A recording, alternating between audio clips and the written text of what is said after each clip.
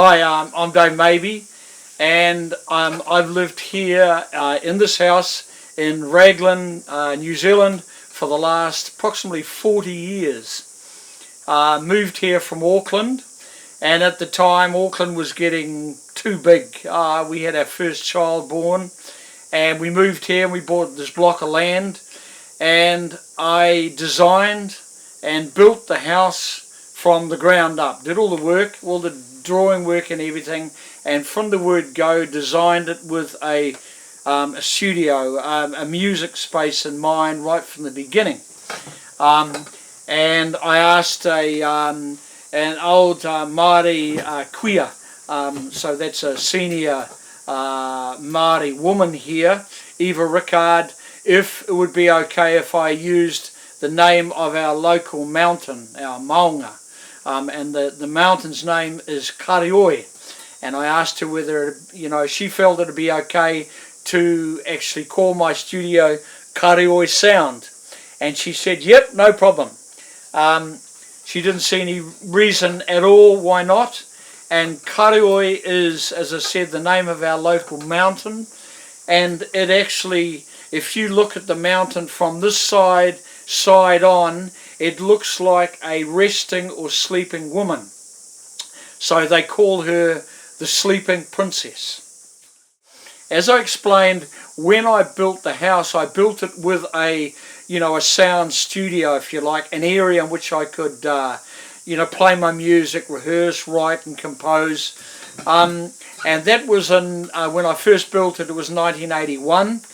And then about 1990, my musical buddy Peter Scandera and myself, also from Raglan and a member of the legendary Mudsharks, along with Sid Limbert and some of the others, we met the sound engineer.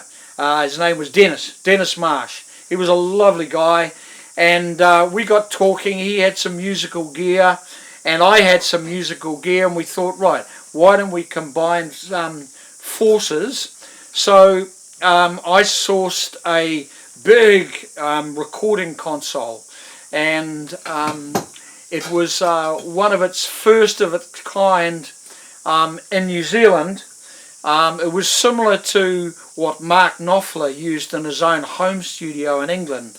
It was what we call a MIDI desk under MIDI automation. Anyhow, it was a very large desk. It was, sort of this long. So the room I'd set aside for the studio was big enough for that, but the room to record all the musicians in wasn't. So we thought, okay, we have the lounge here, you see it behind us with all these guitars. So we set up the studio at the other end of that and put in the real big monitor speakers, and those monitor speakers were made by a company in England called Tannoy. And they're legendary speakers. They're big 15-inch speakers.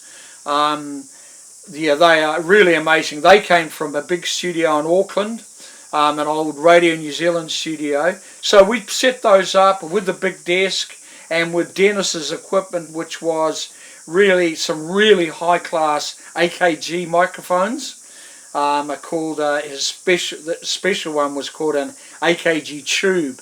A legendary microphone, gold plated, just huge. So with his microphones plus his expertise, like he was a very, very fine sound engineer, and he started doing all the live sound for Peter and I and whoever we played with. And that developed, as I said, into turning this area into a studio, and that's when Peter and I first started recording here. And we started, and we did most of the recording in here, or some of it in the lounge. And then by that stage, then I'd moved into the studio itself, and I'd bought a huge sliding glass doors that had half-inch thick glass, and it weighed half a ton, just the door. And that provided what we call the isolation in between hearing the sound through the big monitor speakers in there, and a little recording booth where we could actually record all our instruments. So we recorded our entire first album, Acoustic Spirit.